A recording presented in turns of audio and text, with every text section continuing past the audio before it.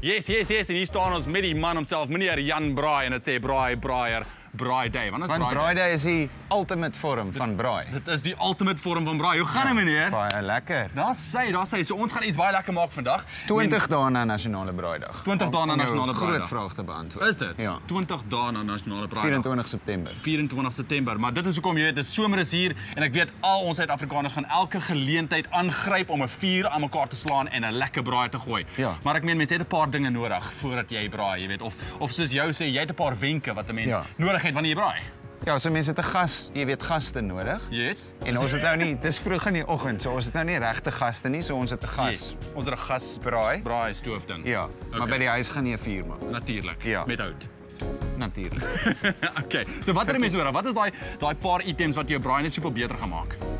'n Toeklap rooster. Altyd jy moet jou vleis insit iewers. En deesdae verkoop hulle hierdie toeklap roosters wat nie eers klap nie.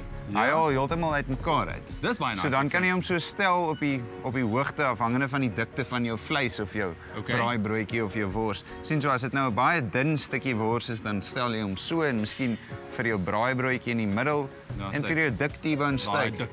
So ek dink 'n behoorlike stainless steel toeklap rooster. Hulle roes nie. Jy laat hulle was na die braai. En dan 'n lekker braaitang, 'n stewige een. Nou ek hou van hierdie soort. Yes. Want hy lyk, jy weet, klassiek. Okay. En die ander ding is jy kan vleis en kole met hom hanteer. Jy kry tange wat net vir vleis is, soos hierdie ouetjie hierso. Ja. En jy wil ook nie jou hand brand nie. Nee. En dan kry jy mos nou daai wat so heen en weer skanier, maar hulle is weer net goed vir kole. Okay, so daai is jou advies. Hy werk oral en hulle hou in die wasmasjien. Ek het so 20 van die goed by die huis, na die braai gooi ek hulle in die wasmasjien as hulle weer skoon. Okay.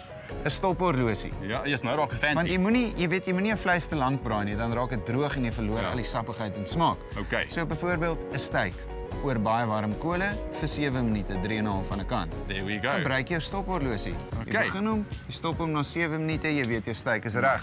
En hardloop vinnig vir ons die laaste twee hierso.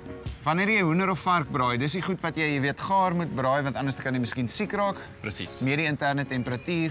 Hoender hoeveel? 77, vark 71, dan is dit net reg. Verby dit braai dit droog. En laastens, as daar klein vlammetjies op, jy weet, begin brand van die vet wat drup. Ja, skiet hulle dood. Cheers, dit is briljant. Het jy water geweer? Ek wil check. Hoe lyk dit, Mikey? Ja. Daar sê. Alright. So daar sê ons gaan iets baie interessant maak. Ons sê vir julle net na die breek en ons gee ook een van Jan Braai se awesome fireworks kookboeke weg. Bly ingeskakel, ons nou terug.